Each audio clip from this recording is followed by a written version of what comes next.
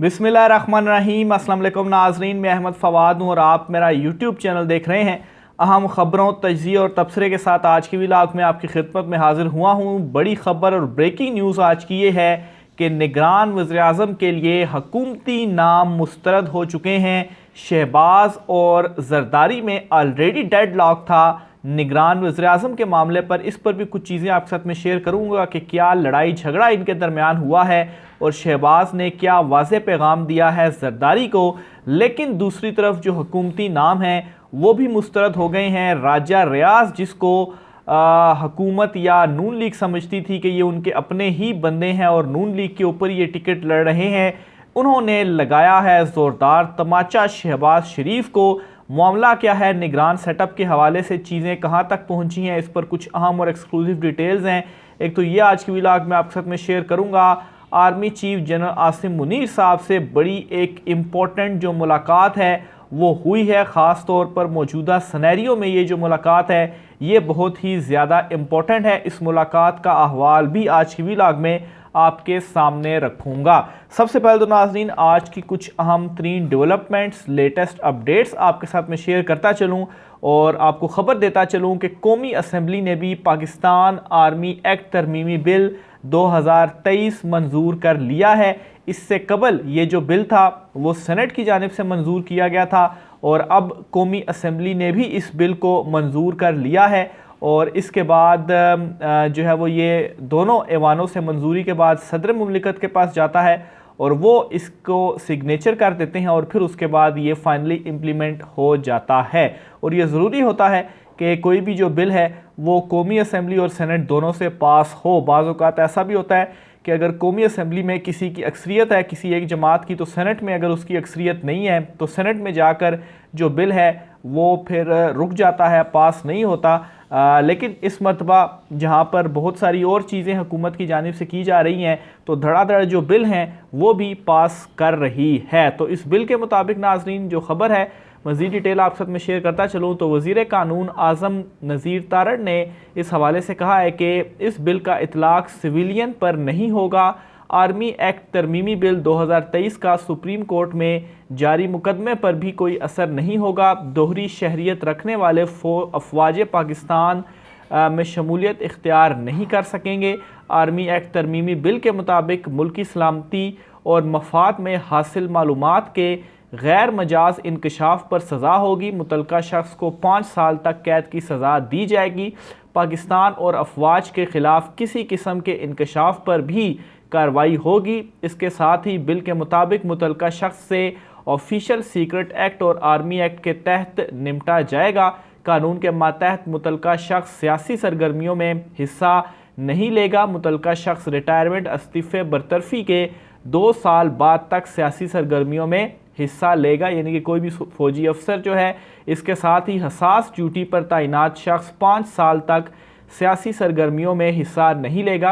यानी कि बाज़ फ़ौजी तो होते हैं जो एक नॉर्मल उनकी ड्यूटी होती है और बाज़ होते हैं जो कि हसास ड्यूटियों पर तैनात होते हैं, जैसे इंटेलिजेंस अफसरान वगैरह जो हो गए तो वो 5 साल और जो नॉर्मल हैं उनकी 2 साल है। इसके साथ ही पाबंदी की खिलाफ वर्जी करने वाले को 2 साल तक की जो सज़ा है वो होगी अगर कोई इसकी पाबंदी नहीं करता। इसके अलावा आर्मी एक्ट के मातहत शख्स इलेक्ट्रॉनिक क्राइम में मुलव्वस हो तो इसी के तहत कार्रवाई होगी। फ़ौज को बदनाम करने या नफ़रत अंगेज़ी फैलाने पर 2 साल कैद और जुर्माना होगा। तो बहरहाल सेम वही इसकी क्लॉजेज और शिक्के वगैरह हैं सारी।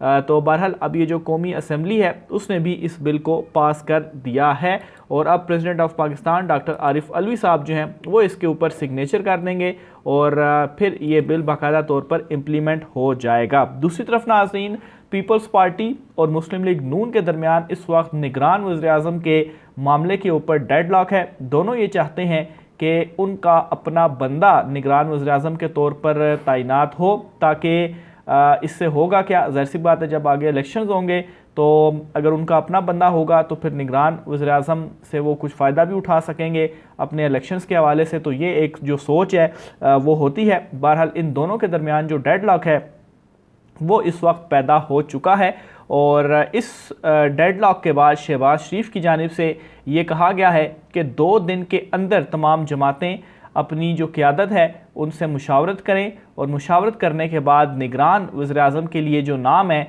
वो फ़ाइनल करके दे दें। अभी तक जो नाम बहुत सारे सामने आए हैं, इनमें से कोई भी जो नाम है फ़िलहाल फ़ाइनल नहीं हुआ, ख़ास तौर पर जो दोनों पॉलिटिकल जमातों की जानिब से सामने आए हैं। अलबत्ता यहाँ पर जो राजा रियाज़ हैं उनका बड़ा इंपॉर्टेंट रोल है। उनके नाम एक मरतबा मैंने पहले भी आपके साथ शेयर किए थे, जिनमें हफीज़ शेख और रज़ा बाकिर जो थे वो शामिल थे। और राजा रियाज़ इस सारे मामले में कैसे इंपॉर्टेंट है और उनकी जानिब से जो नाम सामने आ रहे हैं और कैसे उन्होंने ये नाम मुस्तरद कर दिए हैं और अपने नामों के ऊपर बाज़िद हैं, और वो क्या अंदर खाने एक अलहदा से ही जो मुलाकातें अपनी वो कर रहे हैं। आगे चलकर डिटेल्स आपके साथ में शेयर करूंगा, लेकिन पहले ये जो शहबाज शरीफ की ये जो मीटिंग है और इन्होंने ये जो डेड लाइन जो है वो मौजूद है इन दोनों जमातों के दरमियान, इस हवाले से क्या कहा है ये ख़बर आपके साथ में शेयर करता चलूँ।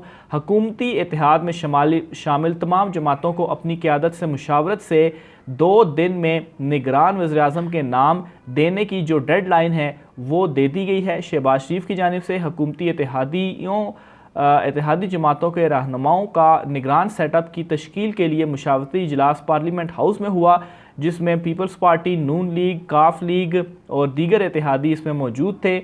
ज़राए का ये कहना है कि नवीद कमर, खुर्शीद शाह, अयाज सादिक, साद रफ़ीक, मंजूर काकड़, शाहजैन बुगटी भी इस इजलास के अंदर मौजूद थे। साथ ही साथ ज़राए के मुताबिक तमाम सियासी जमातों को 2 दिन में निगरान वज़ीर-ए-आज़म के लिए नाम देने की डेडलाइन दे दी गई है, यानी कि आज 1 अगस्त है, तो 3 तारीख तक ये कहा गया है कि अपने अपने नाम दे दें, क्योंकि फिर उसके बाद अगर 9 तारीख को या 11 तारीख को इन्होंने असम्बलियाँ तहलील कर देनी है, तो उससे पहले पहले जो निगरान वज़ीर-ए-आज़म है और निगरान सेटअप है वो फ़ाइनल हो जाना चाहिए, ताकि जैसे ही असम्बलियाँ वगैरह तहलील हो जाएंगी तो फिर उसके बाद इलेक्शन कमीशन के पास चूँकि इख्तियार चले जाते हैं और फिर उसके बाद जो निगरान सेटअप कायम होगा, तो उसके लिए ज़रूरी है कि पहले नाम हो। ये ना हो कि निगरान सेटअप के बगैर भी जो मुल्क है वो चलता रहे और लग ऐसे ही रहे जिस तरह से इनके नामों के ऊपर इत्फाक नहीं हो रहा। लेकिन खैर राजा रियाज़ एंड पे जब आकर अपने नाम पेश करेंगे तो फिर अगर मामला इलेक्शन कमीशन के पास भी जाता है तो फिर आपको मालूम है कि जो ऊपर से नाम आएंगे ताकतवर हलकों की जानिब से, उन्हीं नामों को ही फ़ाइनल किया जाएगा।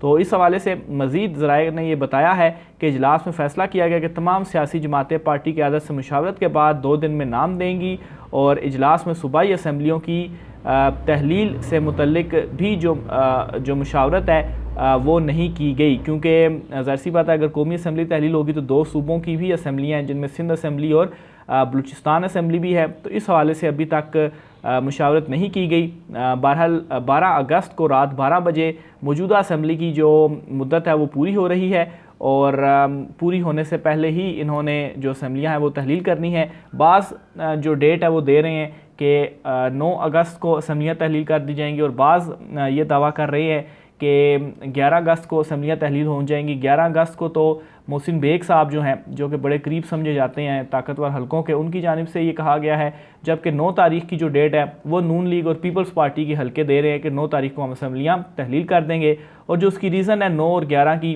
वो ये है कि अगर 9 तारीख को करते हैं तो इसके बाद 48 घंटे होते हैं प्रेसिडेंट ऑफ पाकिस्तान के पास कि वो इसको अप्रूव कर दें, और अगर 48 घंटे के अंदर वो इसको अप्रूव नहीं करते, सिग्नेचर नहीं करते, तो 48 घंटे के बाद खुद ब खुद असम्बलियाँ तहलील हो जाएंगी। तो इससे ये होगा कि अगर 9 को तहलील करें तो 10 और 11 2 दिन होंगे, तो 2 दिन के बाद असम्बलियाँ खुद तहलील हो जाएंगी। तो वो जो इनका 90 दिन का ये मार्जिन लेना चाहते हैं वो इनको बड़ी आसानी से मिल जाएगा। लेकिन अगर 11 तारीख को करते हैं तो फिर उसके बाद 12 और 13 तारीख गुजर जाएगी, तो सदर ने अगर अप्रूव नहीं किया तो मुद्दत वैसे ही फिर मुकम्मल हो जाएगी। तो फिर उस सूरत में अपनी टर्म पूरी करने के बाद असम्बलियाँ तहलील होंगी। तो फिर इसके मतलब ये हुआ कि 90 दिन की जो ये मोहलत चाहते थे वो मोहलत इनको नहीं मिली और 60 दिन की इनके पास मोहलत होगी। तो बहरहाल ये बीच में इनकी जो खिचड़ी थी वो चल रही थी। तो बहरहाल निगरान सेटअप के हवाले से जो अभी तक मामला है वो डेडलॉक है, और पीपल्स पार्टी और नून लीग की जानिब से जो दोनों नाम बड़े गैर संजीदा से नाम आप कह दें, ऐसे नाम दिए जा रहे हैं कि जिन्होंने खुद आगे जाकर इलेक्शन लड़ना है। तो अगर उन्होंने खुद इलेक्शन लड़ना है तो वो कैसे निगरान वज़ीर-ए-आज़म के लिए आप उनका नाम दे सकते हैं। तो बहरहाल अभी तक इनके जो नाम है वो मुस्तरद हुए हैं, और कैसे मुस्तरद हुए हैं, क्योंकि जो राजा रियाज़ साहब हैं उन्होंने ये कहा है जी कि मैं अपने जो 3 नाम हैं वो तजवीज़ करूँगा और जो हुकूमती नाम है उनको मैं नहीं मतलब है कि एक्सेप्ट करूँगा। और राजा रियाज़ के जो 3 नाम हैं वो आप समझ लें कि वो किधर से आएंगे, और राजा रियाज जो है वो क्यों बज़िद हैं कि नहीं जी मैंने अपने ही 3 नाम देने हैं और उन्हीं 3 नामों में से ही निगरान वज़ीर-ए-आज़म आएगा। हालांकि ये तो नून लीग के टिकट के ऊपर जो इलेक्शन है वो लड़ रही हैं, तो जाहिर सी बात है पीछे कोई पावर है जिसकी बेस पर ये कह रहे हैं। राजा रियाज के हवाले से भी खबर आपके साथ में शेयर करता चलूँ तो तफसीलात के मुताबिक कौमी असम्बली में अपोजिशन लीडर राजा रियाज अपोजिशन अरकान से दोबारा मुशावरत बुध को करेंगे और इन्होंने जो अपना इनका ग्रुप एक बनाया हुआ है, जो पीटीआई की मुनरिफ लोग थे उनके साथ मुशावरत करने के बाद ये सारे मामले सामने आ रहे हैं। अपोजिशन लीडर राजा रियाज निगरान वज़ीर-ए-आज़म के नाम से मुतल्लिक मुशावरत का एक दौर कर चुके हैं। पहले इन्होंने मुशावरत की थी और फिर उसके बाद 2 नाम जो मैंने आपके सामने रखे थे वो ज़राए से मालूम हुआ था कि ये 2 नामों के ऊपर ये कह रहे हैं, एक रज़ा बाकिर का और एक हफीज़ शेख का। और फिर उसके बाद आज दोबारा से बुध वाले दिन ये जो मुशावरत है ये करेंगे। कौमी असम्बली में अपोजिशन अरकान के साथ जमात इस्लामी और GDA अरकान भी मुशावरत जो है वो होगी। राजा रियाज ने बताया कि बुध को कौमी असम्बली में हमारे ग्रुप के अरकान के साथ मुशावरत है। निगरान वज़ीर-ए-आज़म के लिए 3 नाम तजवीज़ करूँगा। उन्होंने ये भी कहा कि कोशिश है नामों में माहिर मईशत, सियासतदान और टेक्नोक्रेट शामिल हों। तो ये भी इन्होंने बता दिया जी कि कौन होंगे।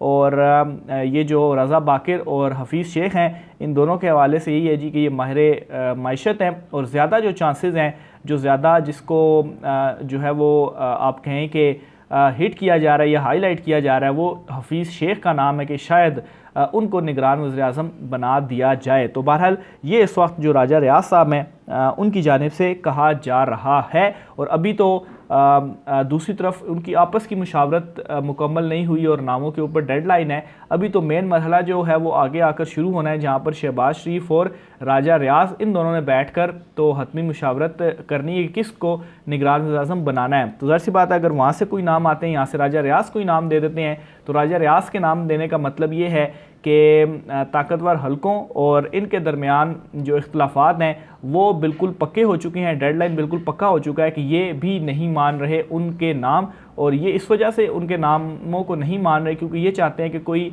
ऐसा पॉलिटिकल बंदा आ जाए निगरान वज़ीर-ए-आज़म के तौर पर कि जो अब इलेक्शन हैं उनको अपने वक्त पर करवा दे। क्योंकि इनको डर ये इस वक्त लगा हुआ है कि हो सकता है कि ये जो इलेक्शन हैं वो वक्त पर ना हो और नेक्स्ट ईयर या 1 साल का मज़ीद जो निगरान सेटअप है वो ये लेकर चले जाएँ। और इस हवाले से एक इशारा राजा रियाज भी दे चुके हैं और वो कहते हैं जी कि वो तो चाहते हैं कि बेशक 10 साल तक जो निगरान सेटअप है वो चलता रहे। इस तरह की जो गुफ्तगू थी वो उनकी जानिब से की गई थी। तो बहरहाल ज़ाहिर सी बात है जरदारी और नून लीग को इस वक्त ये चीज़ सूट नहीं करती कि इतने ज़्यादा आगे इलेक्शन चले जाएँ, तो वो ये चाहते हैं कि जो इलेक्शन है वो हो जाए। तो इस वजह से निगरान सेटअप के ऊपर भी जो फटा है वो पड़ा हुआ है। और फिर साथ ही साथ इस वक्त MQM या बाप या इस तरह की कुछ जो छोटी जमातें हैं वो भी इस वक्त ये बयानियाँ बनाने में मसरूफ़ हैं कि जो नई मरदमशुमारी हुई है, नई मरदमशुमारी के बाद नई हल्का बंदियाँ होनी चाहिए और फिर उसके बाद उन नई हल्का बंदियों की बुनियाद पर जो इलेक्शन हैं वो होने चाहिए। और नई हल्का बंदियों की बुनियाद पर अगर इलेक्शन हो